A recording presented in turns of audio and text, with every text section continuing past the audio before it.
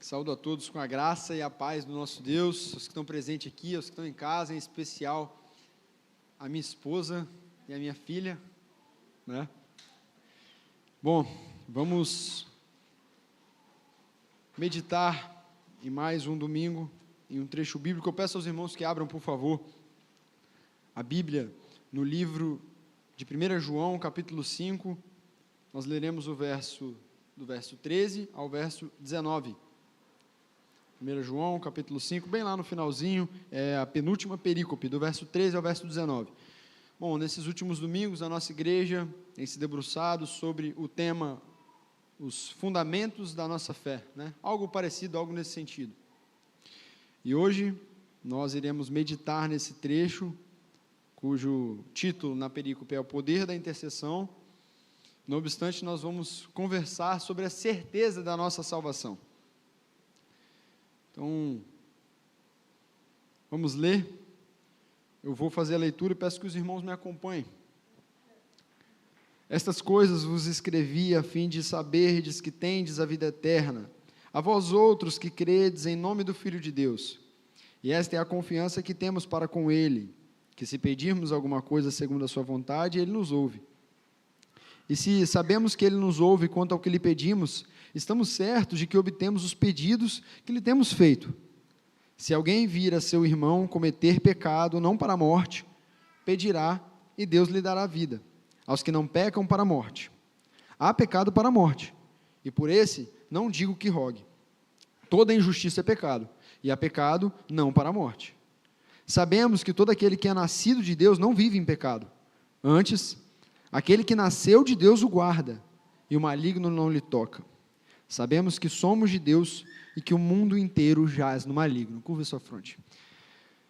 Querido Deus, nós nos rendemos mais uma vez diante do Senhor. Diante desse trecho curto, mas um trecho precioso e profundo, pois é a palavra do Senhor. A palavra que vem do próprio Criador, que emana de Ti. E eu peço, Senhor, que o Teu Espírito Santo trabalhe em nossos corações. E que tudo que nós falarmos aqui, que eu falar, seja do Senhor, e o Senhor nos constranja, e possamos sair daqui e viver os nossos dias mais parecidos contigo, vivendo em santidade, Pai. Nos méritos de Cristo que eu oro. Amém. Bom, queridos, quando eu era garoto, lá pelos meus 7, 8 anos, um parênteses, né? Eu tenho um irmão mais velho, ele é só por parte de pai, mas a minha mãe sempre se fez presente na vida dele, desde os 7 anos de idade dele, sempre morou com a gente, enfim. Voltando, quando eu era garoto, lá pelos meus 7, 8 anos de idade, eu tinha certeza que o meu irmão mais velho era o melhor jogador de futebol do mundo. A nossa diferença não é tão grande, é 12 anos, então quando eu tinha 8, ele tinha o quê? 20, né? Acho que eu estou bom de matemática. E eu falava para todos os meus amigos na escola que meu irmão só não tinha sido jogador de futebol por falta de incentivo em casa. Não, meu pai não se dedicou, faltou incentivo. Eu era fã dele, fã mesmo. Eu tinha certeza que ele poderia jogar junto, ou até mesmo ser melhor que o Ronaldinho e o Ronaldo na época. Eu tinha certeza. Não, meu irmão, se ele tivesse investido, muito melhor, absurdamente melhor. Nessa mesma época, nos 7, 8 anos de idade, nos feriados nacionais, eu desfilava nos carros do Corpo de Bombeiros. Minha tia, uma capitã aposentada, dava um jeitinho ali, eu tinha uma farda feita para mim, sob medida, Murilo, e eu desfilava lá. E eu tinha certeza absoluta que quando crescesse eu seria um oficial do Corpo de Bombeiros, como a minha tia. Eu cresci e hoje eu não sou um oficial do Corpo de Bombeiros. Meu irmão jogou muita bola, mas ele não limpa a chuteira do Ronaldo. Ele não corta a unha do dedo do pé do Ronaldo, mas jogou bola, jogou muita bola. Ao longo das nossas vidas, assim como eu tive essas certezas, nós temos inúmeras certezas, que certamente estão suscetíveis a se tornarem incertezas. E não por isso, mas casa bem com o momento, um filósofo chamado Heráclito, disse certa vez que nada é constante exceto a mudança. E como eu disse, as certezas de hoje podem ser as incertezas de amanhã, de acordo com a linha de raciocínio de Heráclito. E, de fato, ao longo da nossa vida, nós estamos em constante mudança e deixamos de lado alguns pensamentos, algumas convicções. Mudamos da cidade que jamais nos mudaríamos. Minha sogra mesmo, Ângela, falava, não mudo de Vitória nunca. Ela me conta, né? Eu não conhecia. E hoje moro em Vila Velha. Deixamos de acompanhar os jogos do nosso time. Chega um momento que nós, mais cedo ou mais tarde, nos cansamos de discutir política, porque a gente viu que não muda nada, só a gente perde tempo com isso. Mas, apesar de estarmos em constante mudança, eu não fecho totalmente com Heráclito. Porque há um grupo seleto no mundo, que pode se agarrar em uma verdade e viver com uma certeza inabalável. E nesse sentido, o apóstolo João escreve essa carta. Ele se vale dessa missiva, a primeira que ele escreve, na verdade, perdão, não me lembro ao certo se essa é a primeira, tendo em vista o Evangelho. Ele se vale dessa missiva para justamente garantir aos crentes em Cristo Jesus, a certeza da vida eterna. E, meu querido irmão, eu afirmo para você que está me ouvindo nesse momento com garantia, com segurança, se você recebeu Cristo Jesus como seu Senhor e Salvador, sua vida não pode ser construída ao longo de todos os anos que você vive sobre uma areia movediça de especulações que você cria e parte de dentro da sua cachola.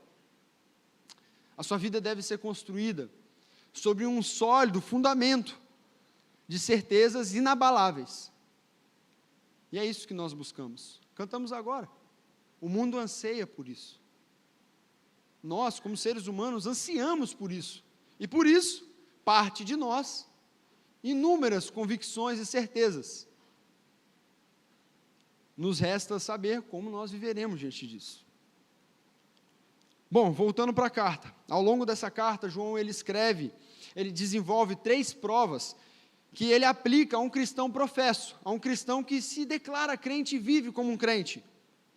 São elas, a fé, o amor e a obediência.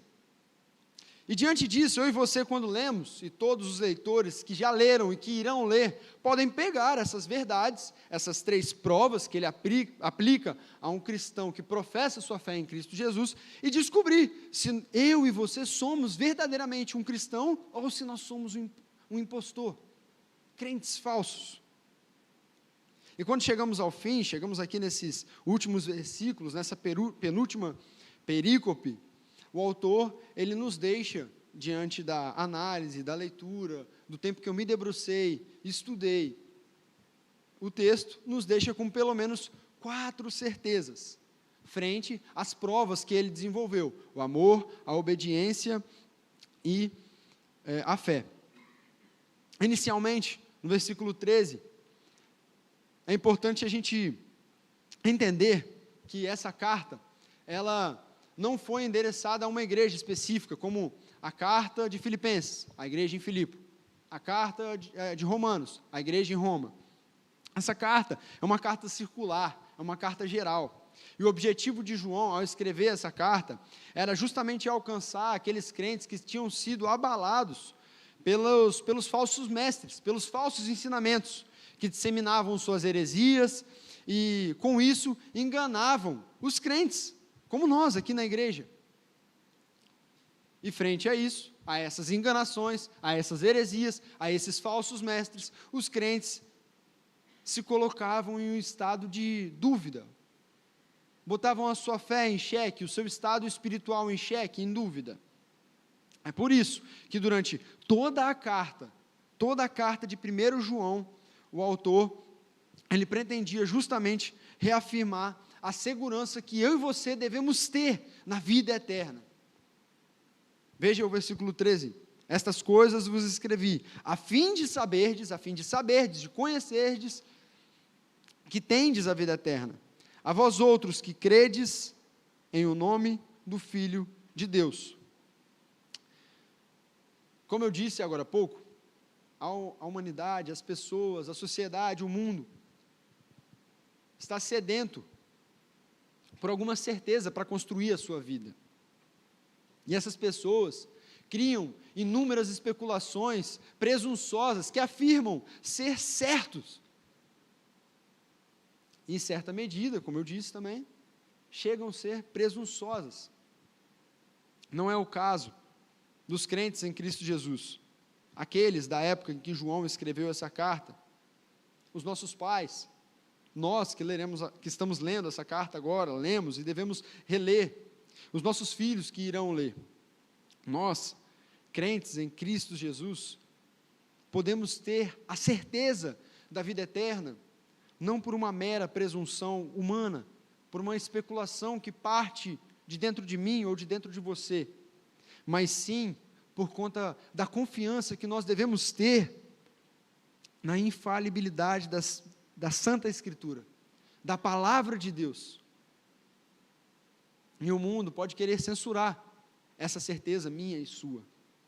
Qualquer tipo de segurança nossa na salvação de Cristo Jesus, afirmando que nós sim somos presunçosos. Mas John Stott, ele disse que certeza e humildade não se excluem mutuamente.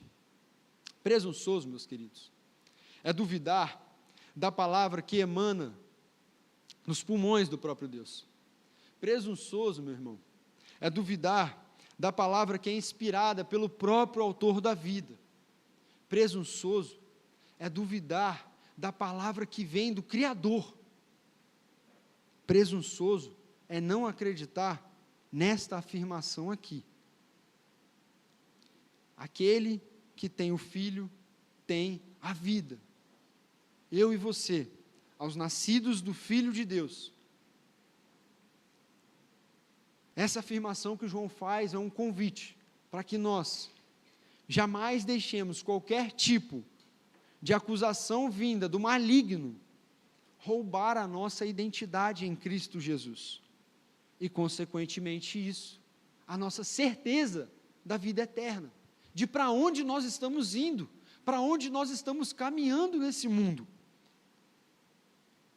A vida eterna, que é um dom gratuito, que vem do próprio Deus, que Ele dá àqueles que creem no Seu Filho, como João disse um pouquinho antes, no capítulo 5. Esse dom, meus irmãos, não pode ser encontrado em nenhum outro lugar.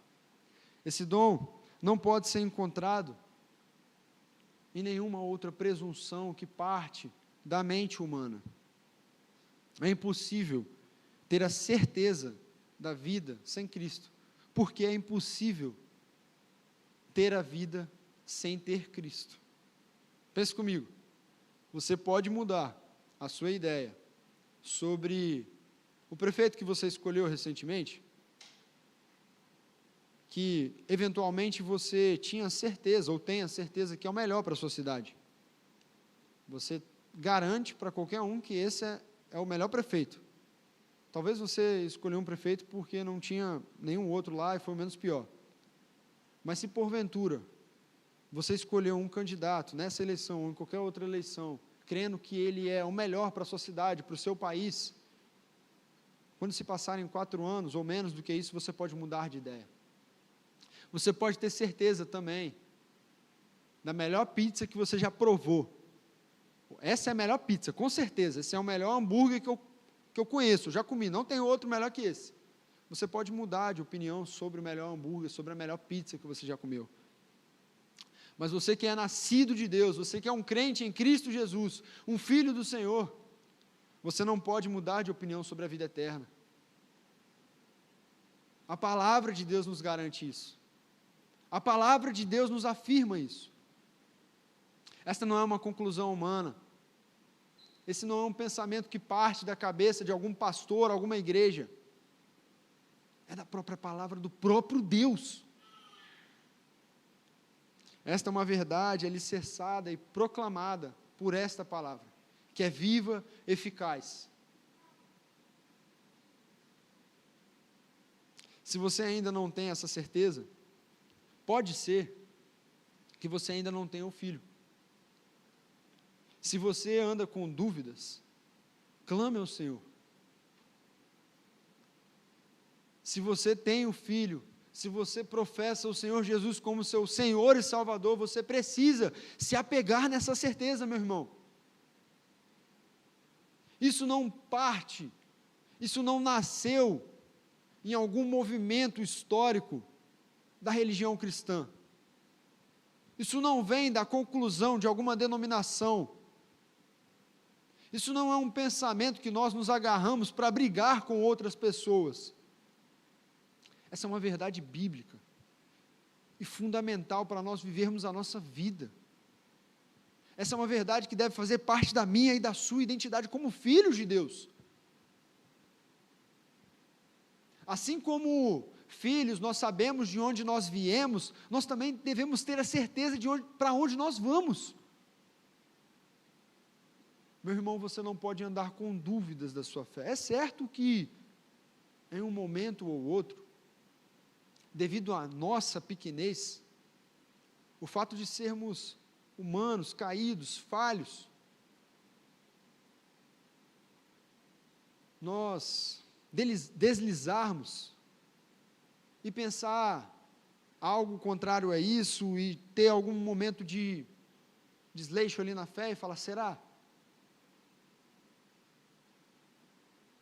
Mas isso não é algo que nós vivemos, mas isso não deve ser algo em que nós vivemos todos os nossos dias com essa dúvida. Nós precisamos viver a nossa vida todos os dias com a certeza da nossa salvação, a certeza de para onde nós vamos. E é exatamente isso que o apóstolo João começa falando aqui nesse versículo 13. A segunda certeza que o apóstolo João nos deixa nessa perícope está no versículo 14 e versículo 15. E a partir daqui, nós vemos que a confiança do crente não se limita apenas no não se limita apenas no futuro. A certeza de saber para onde nós vamos. A certeza do crente pode estar no aqui e no agora também. Nos nossos dias cotidianos, podemos ter a certeza de que não fomos deixados de lado, de que nós não fomos abandonados, deixados ao léu. E diante disso, diante dessa verdade, eu pergunto para vocês, como que eu e você devemos viver então? Como nós devemos levar os nossos dias? Para responder essa pergunta, eu faço uma outra pergunta. Você já reparou que muitas das suas características você herdou dos seus pais? Muitas das suas características, talvez algum traço de personalidade muito forte, muito marcante. A gente tende a lembrar sempre da fisionomia, né? A Ana Lua, graças a Deus, é a cara da Brenda. E eu fico feliz demais com isso. Mas muitos dos nossos traços de personalidade são herdados dos nossos pais. E está aí a resposta. Está aí a resposta de como eu e você devemos viver. Queridos, nós devemos viver em santidade porque o nosso Pai é santo. O nosso Pai celestial é santo. E por isso eu e você devemos viver em santidade diante dessa certeza que nós podemos ter. E é justamente essa advertência que o versículo 22 da primeira carta de Pedro nos dá. Filhos da obediência, não vos amoldei as paixões que tinhais anteriormente na vossa ignorância. Eu e você precisamos herdar a santidade do nosso Pai Celeste e viver dessa forma.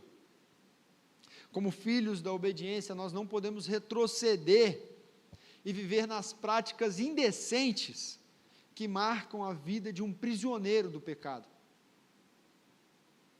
Alguém que está agarrado, entrelaçado, embanhado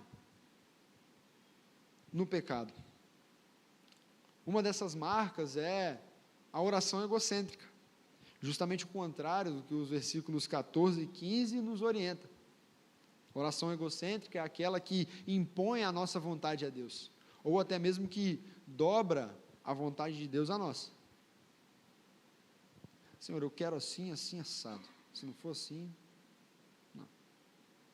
Ou, até mesmo, quando nós oramos e falamos, que seja feita a tua vontade, Senhor, mas lá no coração, lá dentro do coração, a gente só botou isso da boca para fora. A nossa intenção é outra. E o apóstolo João afirma que nós devemos orar justamente com a intenção oposta dessa. Se pedirmos algo de acordo com a vontade de Deus, Ele nos atende. Não estamos só, não fomos deixados de lado. As nossas orações são escutadas do alto trono do nosso Senhor. E lá no capítulo 3, no versículo 22 dessa mesma carta, o apóstolo ele nos orienta a condição que é dada para a nossa oração ser respondida. Se a nossa conduta concordar, se a nossa conduta coadunar com os mandamentos de Deus, as nossas orações serão respondidas.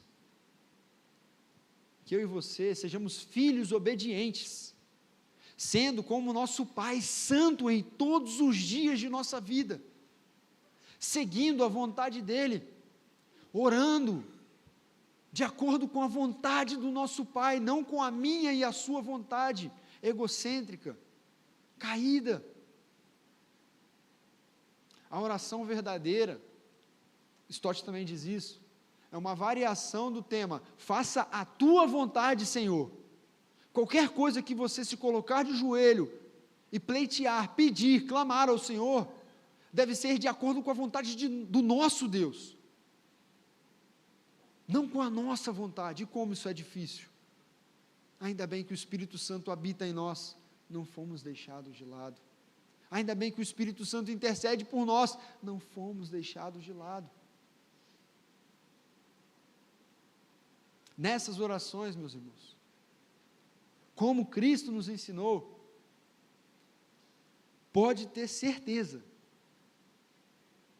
você será ouvido, Ele te atenderá, porque essa é a vontade dEle, não é a nossa, não é a sua, não é a minha. E no versículo 15, o apóstolo João, ele está olhando para a gente, falando com algo do tipo, olha meu irmão, a oração segundo a vontade de Deus, não é apenas uma conjectura, uma hipótese, ela é uma certeza fundamentada, de que acontecerá, de que será respondida, porque aquilo que parte do meu e do seu coração, é hipótese, não é certo, não é garantia, nós podemos mudar, mas o nosso Senhor permanece o mesmo, e a vontade dEle é a mesma, ontem, hoje e será amanhã. Quando a minha e a sua oração são orações egoístas, orações que submetem ao Senhor os nossos desejos, fazendo Ele se render a nós, tenha certeza, são palavras jogadas fora, que culminarão em alguma consequência. Por outro lado, se eu e você orarmos segundo a vontade do nosso Deus,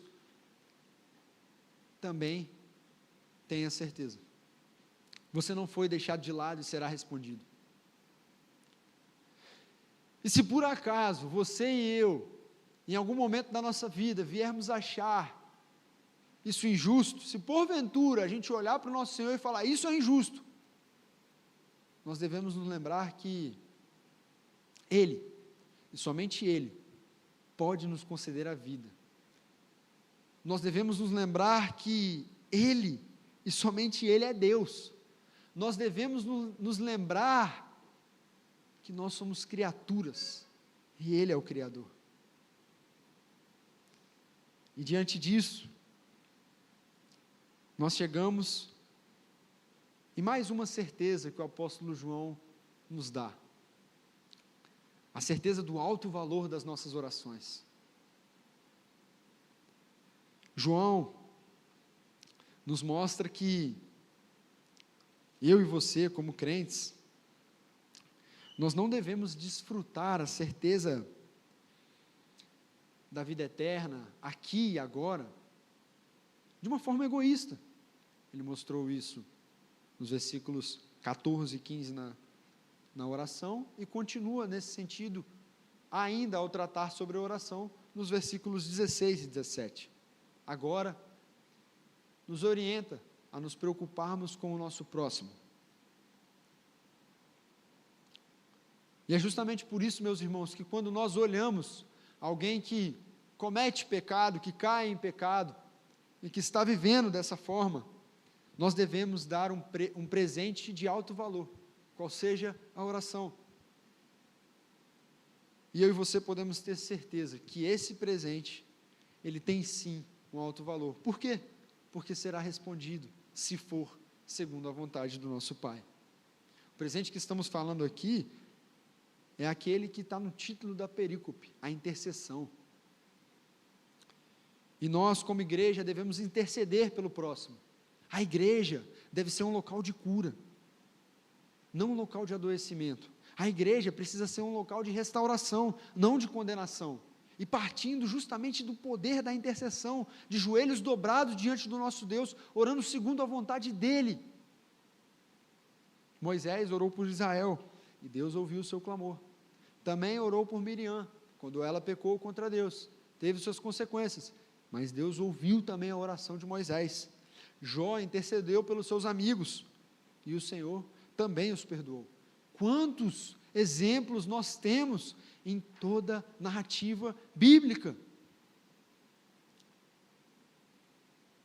Isto porque nós devemos herdar as características do nosso Pai, lembra?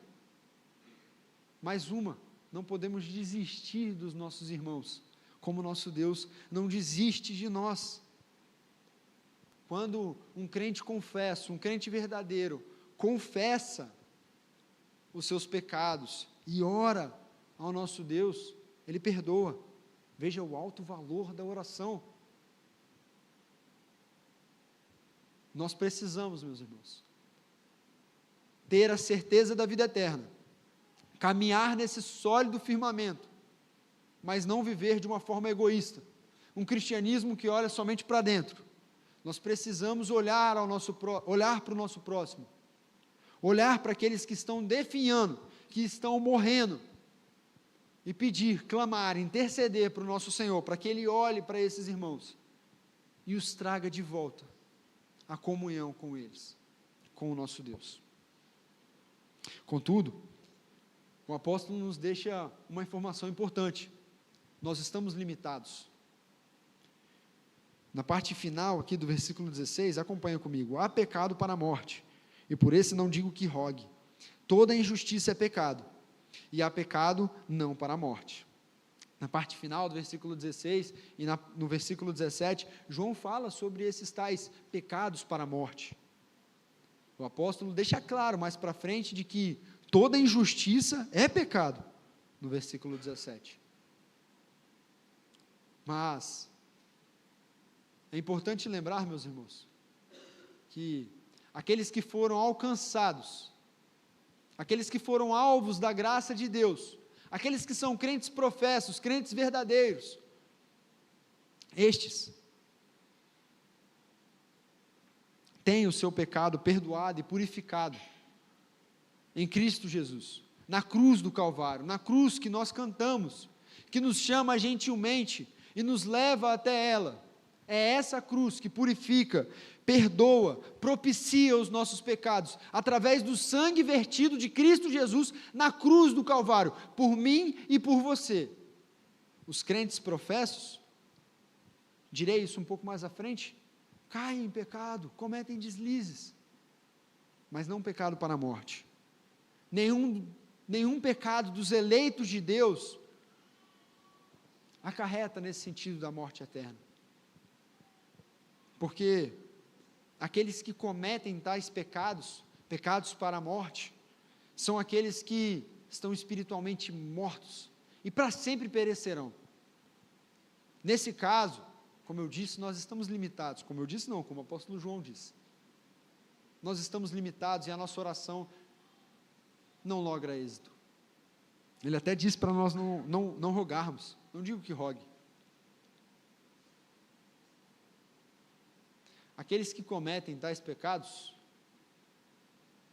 e é por isso que o apóstolo João escreve isso, ele está escrevendo para o seio da igreja, tá? Lembre-se que ele está escrevendo para o seio da igreja. Aqueles que cometem tais pecados estão no seio da igreja, no bojo da igreja, eles não são irmãos, eles são verdadeiros impostores, e muitas vezes podem ser pedras de tropeço. Pecados para a morte, apostasia, blasfemar contra o Espírito Santo, independentemente de qual seja, aquele que é alvo da graça de Deus, não cai da graça de Deus, e vive sob o domínio do pecado, correndo o risco, até mesmo, de incorrer nos tais pecados para a morte. E como podemos ter essa certeza? João fecha a conclusão de uma forma maravilhosa, nos dando a última certeza, que está, para mim, no versículo 18 e 19, os dois últimos versículos da perícope, do trecho em questão, mas também está nos dois últimos versículos do capítulo, não só do capítulo, como de todo o livro, versículo 20 e 21. Esses versículos, eles não nos apresentam sugestões hesitantes. Esses versículos, eles apresentam afirmações categóricas, afirmações indubitáveis sobre a vida de um crente, que está muito além de qualquer discussão. É certo também, aqui você pode ter certeza, se apegue nessa verdade. Qual é essa verdade? Que o crente verdadeiro, ele vive de modo digno do Senhor, ele vive de modo digno do Evangelho, como o apóstolo Paulo escreveu lá para Colossenses, lá para Filipenses. Viver dessa forma, meu irmão, é para aqueles que têm certeza da vida eterna, é para aqueles que foram gerados por Deus, e são filhos de Deus, e por isso não vivem a certeza da vida eterna de uma forma egoísta, mas olham para o seu irmão ao lado. Temos vivido assim. Quantos do nosso lado, já se foram e nós nem sequer oramos, só comentamos sobre a vida deles, porque só comentar não é pecado, né?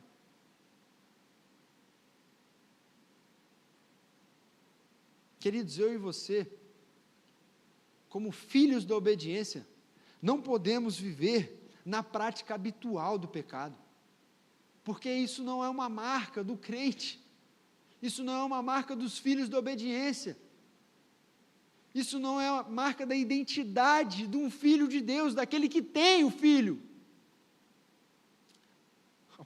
Apóstolo João novamente, todo aquele que é nascido de Deus não vive na prática do pecado, lá no capítulo 3, versículo 9, porque o crente, ele se emancipou do pecado. Como eu disse, voltando, é bem verdade, meu irmão, que eu e você estamos suscetíveis, e como estamos suscetíveis a cometer deslizes em atos pecaminosos. Mas o novo nascimento do Filho de Deus, daquele que tem o Filho, daquele que professa o Senhor como seu Senhor e Salvador, o novo nascimento deste resulta num novo comportamento e uma novidade de vida.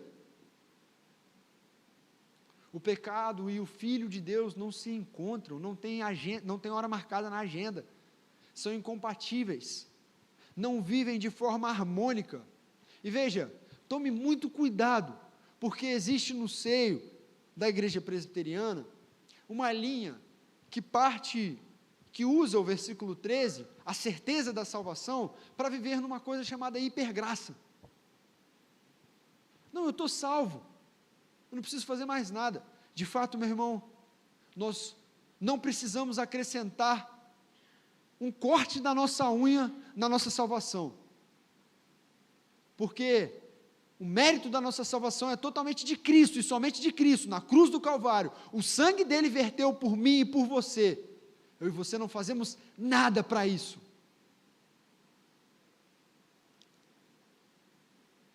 Mas não é por isso que eu e você devemos deixar de orar pelo nosso irmão. Não é por isso que eu e você devemos deixar de pregar o Evangelho, anunciar as boas novas, porque Deus já tem os seus eleitos. Fechar um cercadinho aqui, construir e viver com o meu cristianismo, eu e eu.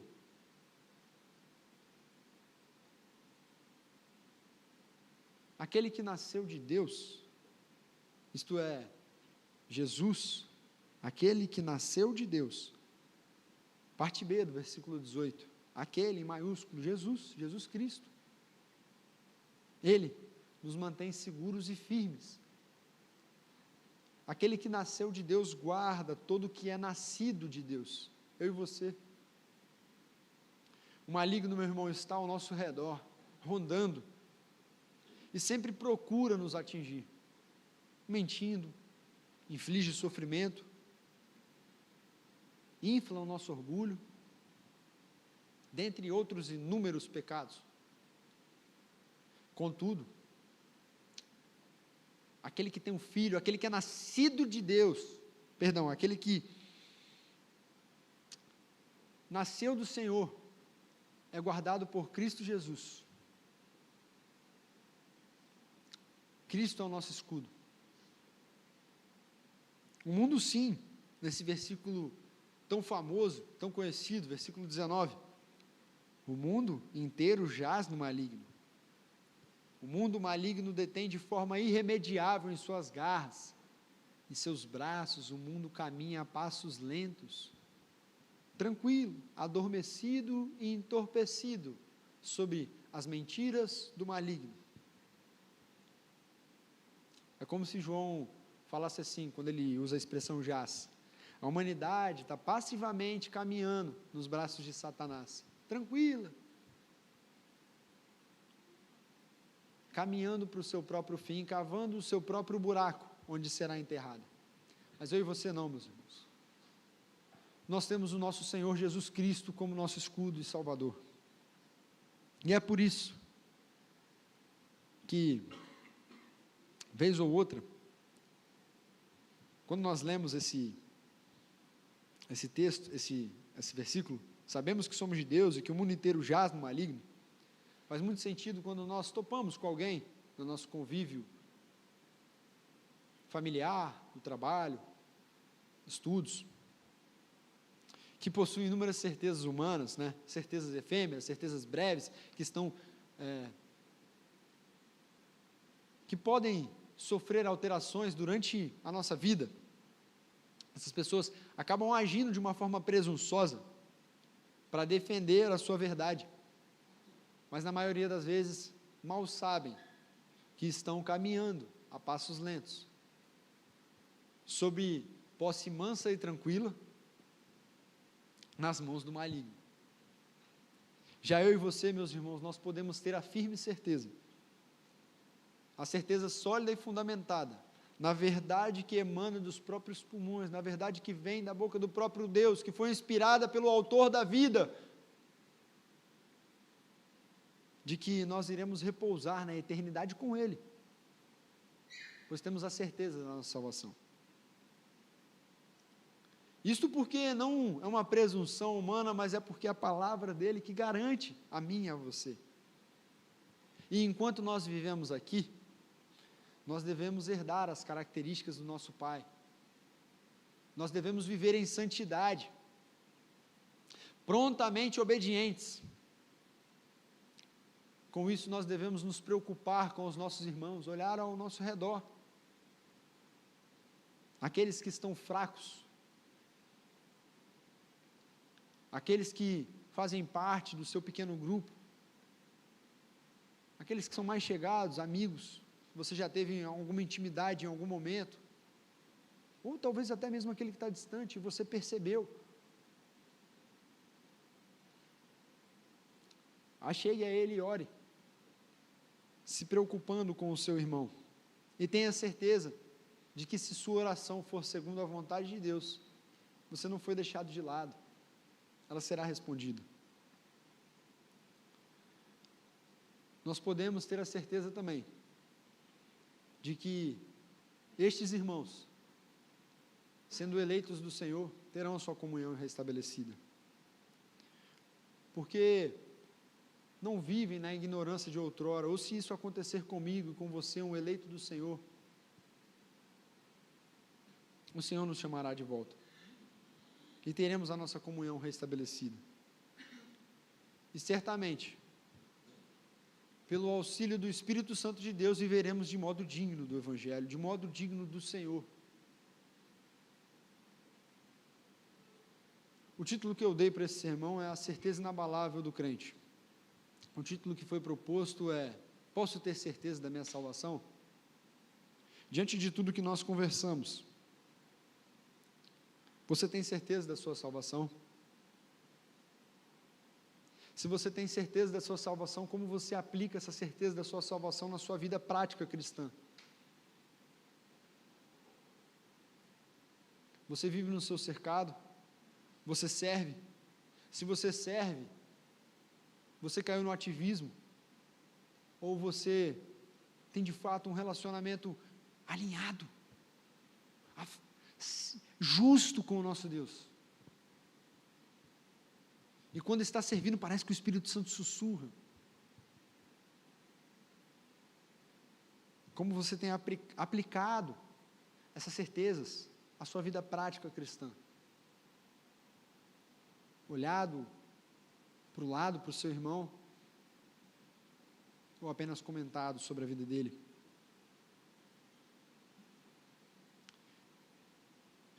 Esses 3 tópicos que João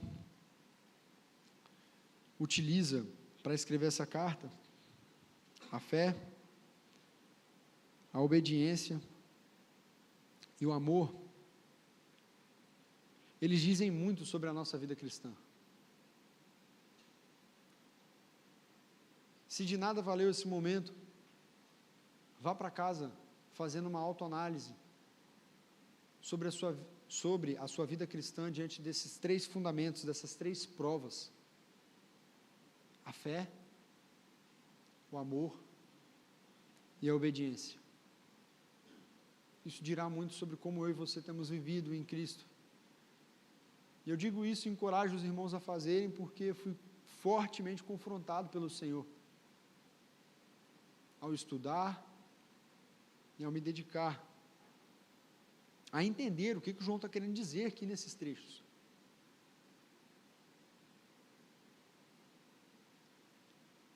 Para concluirmos e orarmos, eu desejo que nós possamos viver como crentes aqui em Jardim Camburi, que tenham a certeza da sua salvação e crentes que façam a real diferença no bairro, como fazemos, como a nossa igreja faz, mas que na nossa vida pessoal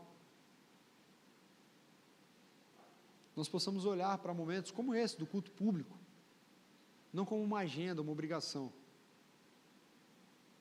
mas como um momento sublime daqueles que têm a certeza de para onde vão, de que hoje nós estamos aqui juntos como igreja, corpo de Cristo, congregando, não em um ato, uma ponta solta da narrativa de Deus, mas uma história que culminará no seu fim. E esse lado da vida não é para nós vivermos como se, nada fizesse sentido, ou se nós não tivéssemos certezas. É para nós vivermos em uma certeza solidamente fundamentada na palavra de Deus.